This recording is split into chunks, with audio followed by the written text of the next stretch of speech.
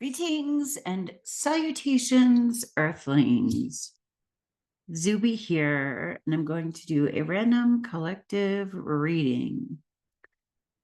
Welcome back if you have been here before, and welcome if you have not been here before. Please feel free to like and subscribe or leave. Anyway, I am Zube. This is my little corner of YouTube. If you're interested in a personal reading, astrology, or tarot, my information is down below. The website is teresazube.com. Well, bless you and bless me and bless this space. All right. Let us begin. I like to come into these with a message from my meditation. And here's what I was getting. All right, let's see. Let me get my thoughts organized. So I was having an argument in my head today, which is where most of my arguments happen. They generally don't make it out into the outside world. But I was having an argument in my head, and I was like, why do I get blamed for everything? And then what I do when I have a thought like that, and I got this from Byron Katie, but I kind of flip it. And I'm like, why do you blame everybody for everything? Right. And then my head argued back and it was like, no, but they really do blame me for everything. And then the voice or whatever countered, but you really do blame everyone for everything. And this led me to a point of frustration where I was like, what the fuck? And then what came in was be the adult in the room. So I journaled about it. And here's kind of what I was visualizing. I was visualizing everyone, myself included, being like 3 years old. That means people who are 80, people who are 50, people who are 20, people who are actually 3 years old. And often that's how we're behaving. It's especially if we're acting unconsciously or not in Christ consciousness or from a higher perspective. I joke sometimes that, no matter how old we get, we're just like 3-year-olds with power and toys or not enough toys or too many toys or, and that's kind of what, why we do inner child work, and you have to parent your own inner child. And so when I was picturing a couple of scenarios in my head that are pissing me off, and I imagined that everybody in those scenarios, myself included, was 3 years old. And even the grown adult themes that like this anger might be about, if I whittled it down to being about a toy or something like that, that I feel like that's kind of how beyond Earth in the other dimensions or heaven or however you want to put it, that's kind of how they look at us. They're like, when a 3-year-old is devastated about something, that devastation is real. You know what I mean? So like our problems are very, very, very real. But, I remember when my kids would throw a tantrum when they were little, I could have compassion for that. I could be like, oh my God, that's like really terrible for them. I'm remembering when we did the Binky Fairy with my daughter and her Binky. And she cried herself to sleep, and I cried myself to sleep because I'm like, oh, she just wants her Binky. She was 3, maybe almost 4. It was time for that Binky to go. Anyway, but I had compassion. And so when I re-envisioned the things that are making me angry, and I could see them from the perspective of everyone in there just being a child of God,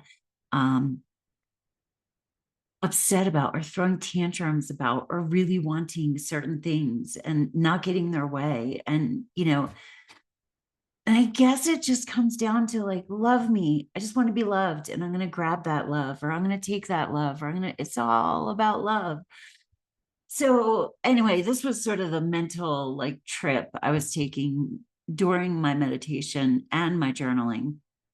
And the message that was to be brought into this reading is be the adult in the room. So like you do have a 3-year-old self that is playing out in all of your life circumstances, but can you additionally have, whether you call it your higher self, which is what I call it, but a more adult presence that can look into or look upon the situations in your life that are pissing you off and have compassion for that and look at that in an endearing way, and then you still behave like an adult, but it just gives that shift in perspective of not making everything so personal, which is a really hard one for me. It's like in the 4 agreements, I can't remember that guy's name, but nothing is personal.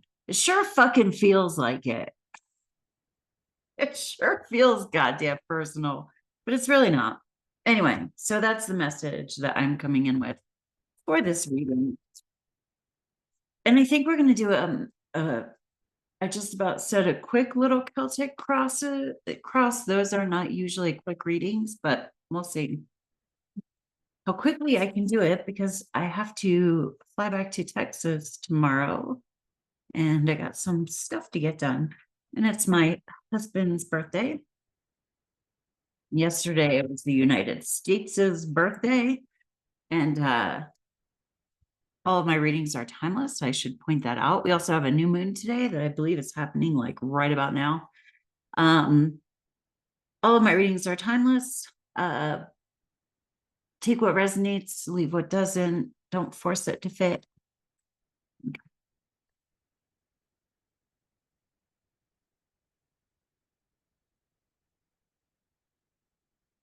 Ace of Cups. That represents us. It's in the significator spot. Ace of Cups is opening your heart, the beginning of a journey of love. It is all about love. Another thing I say is that hate is love turned inside out or upside down or backwards or whatever. It's like hating something means you love it that much more, Crossing the Ace of Cups, we have the Justice card. So this is what is preventing us from love. Again, this element of karma is in here. And we want to open our hearts, we want to be loving, but maybe we are like karmic patterns or wanting justice, or are we being in our own integrity? Maybe it's the fear of justice or the fear of justice not happening. There is an injustice that is preventing our heart from truly loving. Okay. What is in the subconscious with regard to this? Or what is our subconscious or unconscious drive? Heartbreak, 3 of Swords, some pain of the past, something that we have never healed, something we are still in the process of healing, something we're unaware we're even still healing, but there's pain and heartbreak and betrayal and at the base of the matter here. Recent past. Lovers. This could have been a betrayal in love. The Lovers card can represent like love relationships, and that's how it's set up. But with the Lovers card, it's really, and with this being in the recent past, we were vulnerable at some point. We put ourselves out there, we put out our heart, like in this card. And, the thing about the reason why it's set up as like a Lover's card is when you commit to someone, when you love someone, you're taking your heart and saying, here's my heart. I know it's going to get hurt, because that's what any loving relationship is. There's no perfect relationship. But even though it might be hurt, the risk to me is still worth it. So I'm going to put my heart out there. So maybe we did put our hearts out there and we were hurt. Yeah, there's a lot, but it's set up as a Lovers, but this does not have to be a reading about a love relationship. Like, this can be with regards to anything. Maybe we entered a career or entered a field of work, and that put us in a vulnerable position, but we thought that the risk was worth the benefit, the potential benefits, but maybe it didn't work out, and we still learned, but we learned through hurt. It's like, well, but I already exposed myself. I already put my heart out. I was already open, and then I got hurt. Where's the justice in that? It's kind of like, you're gonna get hurt. Let's see where they go. All right. So what is known? What are we aiming for? What are we consciously aware of? Go. All right. Strength. Okay, look at you guys. We have it in us. I mean, if you are watching this, you're on the ascension path, or whatever you want to call it. You're in it for the long haul. The strength card is unconditional love, and unconditional love sometimes looks like you are loving something into submission. So I like this card. I mean, she kind of has the half lion, half woman face, but this is like the feminine strength, the feminine principle of strength. And in this one, there's a lamb. I really like in the Rider Waite how there is a there's a lion, and the story behind the card is that the lion got a thorn in its paw, and so it was fighting everybody, fighting everything, because it was in pain, and the woman loved it into submission so that she could pull the thorn out of its paw. So this is like remaining loving. I have another deck where it's like a guy who is crouched down to the level of the lion and looking at eye to eye. So this is like submissively loving something into submission. It's a card of humility. Okay. What's in the future? The Two of Cups. So we have the Lovers card in the past, the Two of Cups card in the future. I'm seeing this as we are relating to other people. I think we're maybe having experiences with people in our lives, and it doesn't have to be like a love relationship. It can be any kind of relationship, friendships, just in general, people in our lives. But in the future, we're going to be reconnecting. It's like maybe we've kind of been like, there's an element here of self-love. So we may have been on a journey of self-love, healing this. That's really interesting, because it's like, if you look at these two cards, she is loving herself after heartbreak. And so we have been healing. We've been gaining strength. We've been learning humility from whatever, we were vulnerable to and got hurt in the past. And we're going to reconnect. We're going to reconnect. The Justice card, maybe we're just angry. Maybe we're bitter about something. Write about it. Give it to God over and over again, because sometimes that's required over and over again. All right. So moving into the future, we will be relating with others. In the immediate future, or the lens that we're looking through right now, we have the magician. The magician creates their own reality, where we are creating magic, expect magic, talk about miracles in your life. Remember that we are always creating. And if we don't consciously create and plant seeds of creation into the future of what we would like to see, no matter what our circumstances are right now, we are going to create from our reactions to things that we don't like. And by creating with our reactions to things we don't like, we're going to create more things we don't like. So, this is not a perfect path. This is not a perfect thing. We're going to get wrapped up in things, but remember, when you can, to consciously create what it is that you want to see. And the way that I find this works best for me is my meditation practice, my writing practice, but not everybody can do that. And I totally understand that. There are times when I am busy and I don't have time to do that as well. And that's what I mean when I say this is not a perfect path.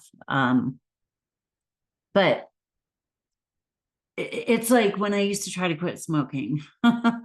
I would quit for a while and then I would have one cigarette and just start smoking again because I was like, oh, well, I failed.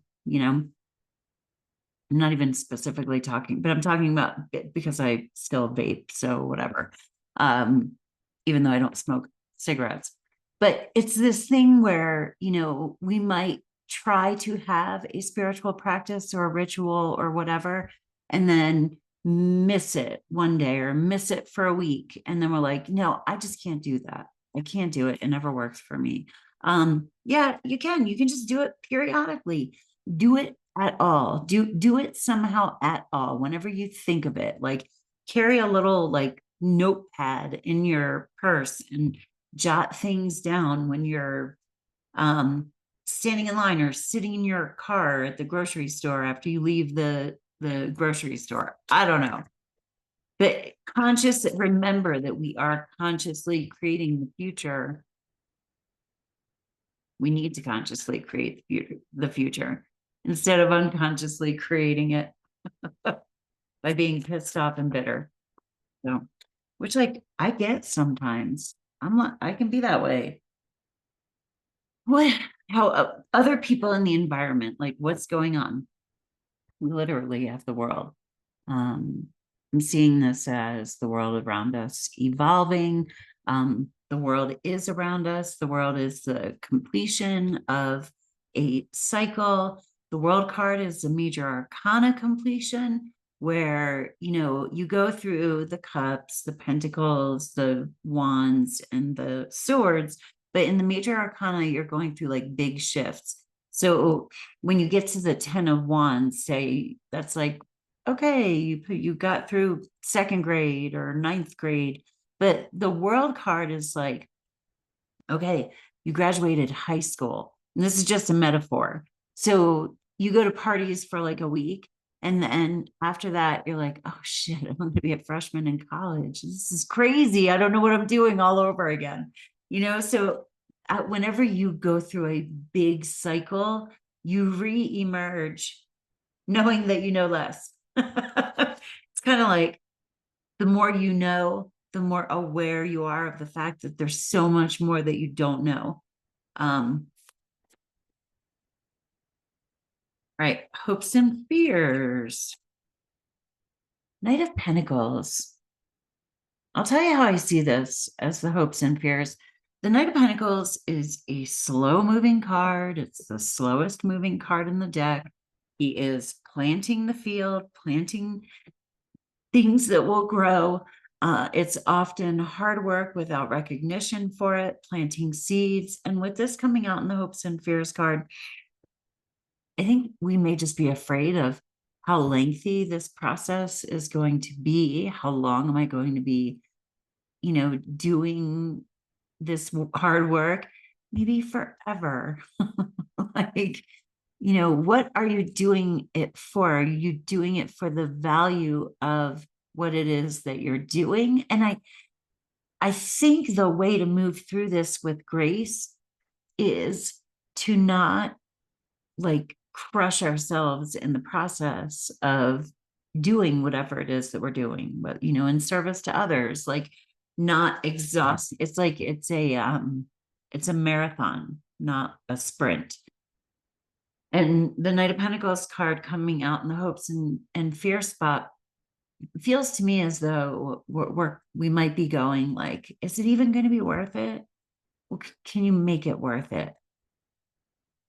And I have to say, the Knight of Pentacles card is a card of success because the Knight of Pentacles takes his time and works diligently.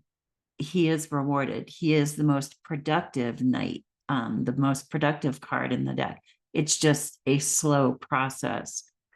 And the outcome card is the Sun. That's a card of optimism, of hope, of faith. All right, I'm going to pull an oracle card out. There we go. After I get the camera to zoom properly. Okay. So overall, we are going to be reconnecting with people who fosters your best self, and I don't mean who blows smoke up your ass. I mean, who really helps you to be a better person. After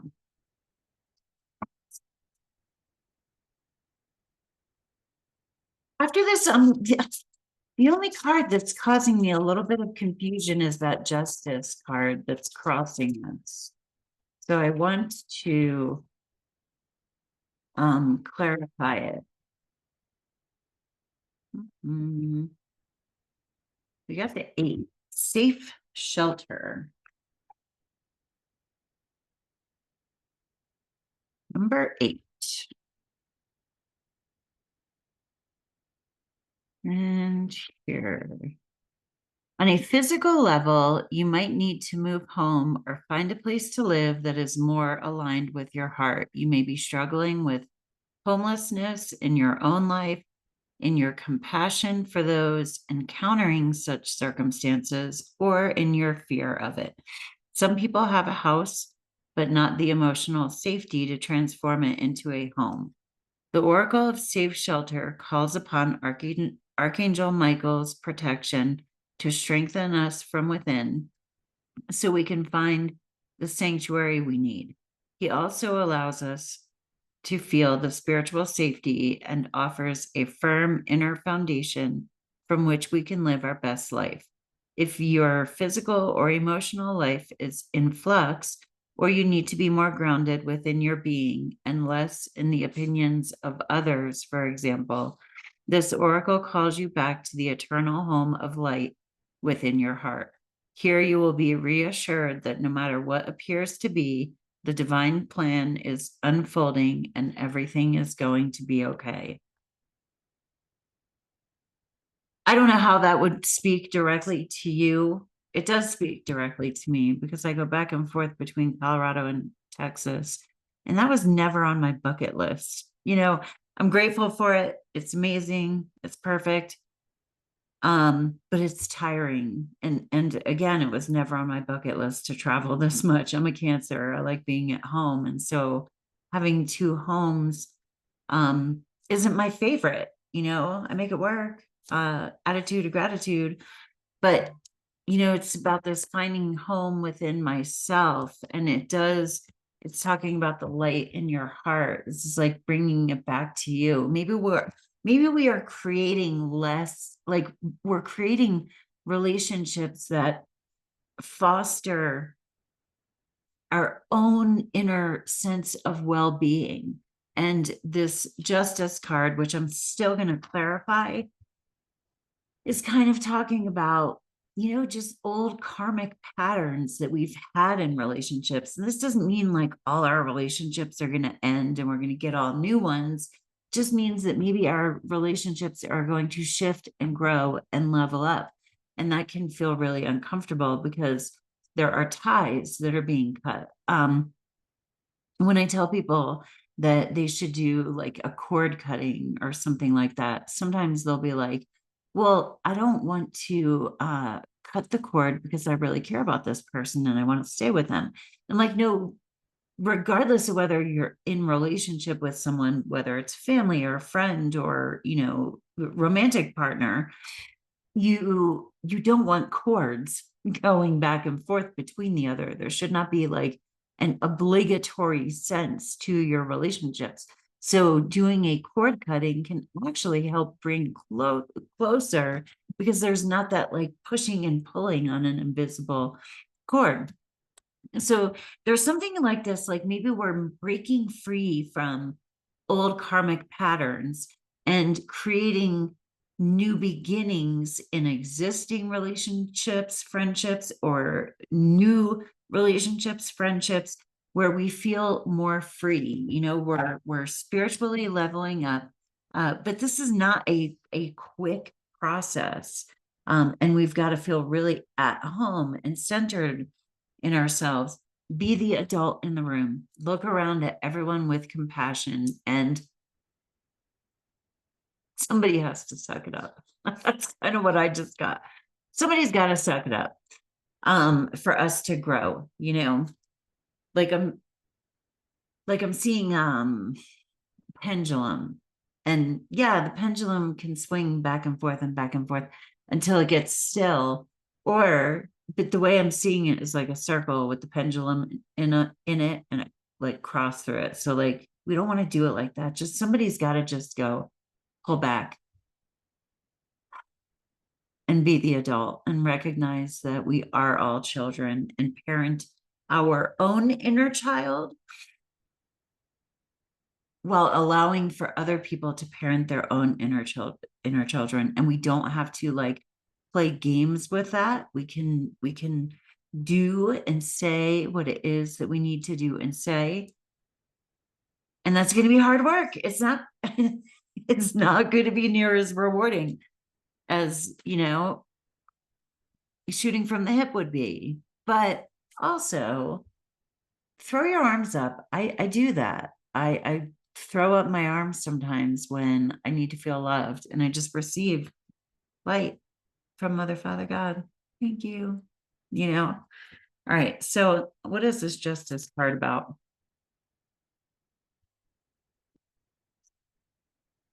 The Nine of Pentacles. She is a card of self-care, of fostering our own connection to the divine. The Nine of Pentacles, she knows what she deserves. Maybe we were mistreated, maybe there were things that actually did occur. But at some point we've got to turn our heads up to the divine and receive love from there. I don't know, that might be one for you to contemplate. It's like we knew we deserved better, but maybe we didn't feel we deserved better. And so there's that value, that self-worth is found within and not received from the outside world. There's something like that going on. It's like this has to be fully embodied within us, this self-worth. And that's the Magician card. And then we will put out and only accept that which is aligned with our own personal sense of self-worth. And we won't be so concerned about justice. Yeah. Anyway, that was fun. I hope you have a great day on Earth. Thank you for stopping by. Peace. Namaste.